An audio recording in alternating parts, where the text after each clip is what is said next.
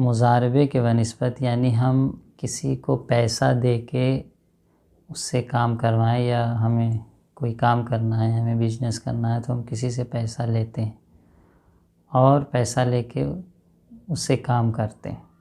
تو اس میں دو صورت ہے. ایک صورت ہے کہ ہم کسی سے قرض لیتے ہیں اور کہتے ہیں کہ ہمیں قرض دے دیجئے، ہمیں بزنس کرنا ہے. اگر قرض لیا ہے تو آپ زیادہ واپس نہیں لے سکتے، کیونکہ یہ سود کے زمرے میں حرام ہے. کسی کو آپ نے 1,00,000 روپے قرض دیے اور وہ اس سے بزنس کر رہا ہے یا کوئی بھی کام کر رہا ہے، تو آپ کے لیے یہ جائز نہیں ہوگا کہ آپ اس سے کہیں گے ہمیں 1 سال بعد یا 6 مہینے بعد آپ 1,00,000 کے بدلے 1,20,000 بطور مثال دیجیے. یہ جائز نہیں. لیکن اگر آپ اس کے ساتھ مضاربہ کریں، مضاربہ کیا ہوتا ہے؟ آپ نے کسی کو 1,00,000 روپیہ دیا اور کہا دیکھو تم اس سے کام کرو، جو پروفٹ ہوگا اس پروفٹ میں 50% تمہارا، 50% میرا، یا کم و زیادہ 80% تمہارا اور 20% میرا.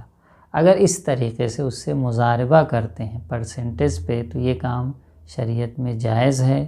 اور یہ مضاربہ آپ شخص بھی کر سکتے ہیں، بینک سے بھی کر سکتے ہیں. اسلامی بینک میں بھی، جو ایران وغیرہ میں بینک ہیں، یہ جواب دیتے ہیں اگر مضاربے کے تحت معاملہ انجام ہو رہا ہے تو کوئی حرج نہیں. اب بات یہ آتی ہے کہ کبھی ممکن ہے آپ کا نقصان ہو جائے. آپ کا جو پیسہ آپ نے دیا ہے، 1,00,000 اس نے آپ سے لیا ہے، اگر نقصان ہو گیا، اس کو گھاٹا ہو گیا، تو یہ گھاٹا کس کی گردن پہ؟ حقیقت تو یہ ہے کہ پیسہ اگر نقصان ہو گیا کیونکہ وہ امانت دار تھا اور آپ کے پیسے سے کام کر رہا تھا، کوتاہی نہیں کیا ہے اور نقصان ہو گیا ہے، تو وہ آپ ہی کی جیب سے جائے گا. مگر ایک صورت میں کہ آپ نے اس سے شرط کیا ہو. شرط کیا کیا ہو؟ کہ جس وقت آپ مضاربہ کر رہے تھے آپ نے شرط کیا ہو کہ اگر نقصان ہوا تو آپ اپنے ذاتی مال سے اس کا جبران کریں گے، ادا کریں گے. اگر مضاربے کے معاملے کے ضمن میں یہ شرط کیا ہو کہ اگر نقصان ہوا تو جو اس کا اصل پیسہ ہے وہ آپ اپنے ذاتی مال سے ملا کر اصل پیسہ واپس کریں گے، ذاتی مال سے اسی مقدار میں دیں گے.